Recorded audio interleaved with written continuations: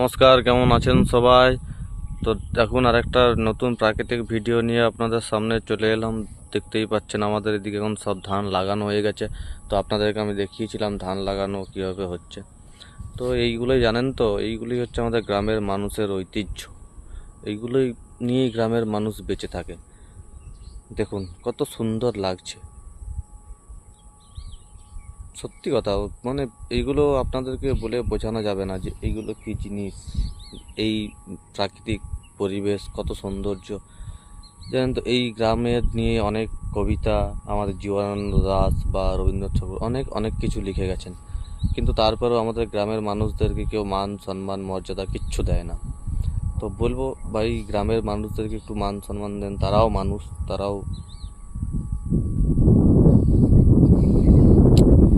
কিচ্ছু বলার নেই আর।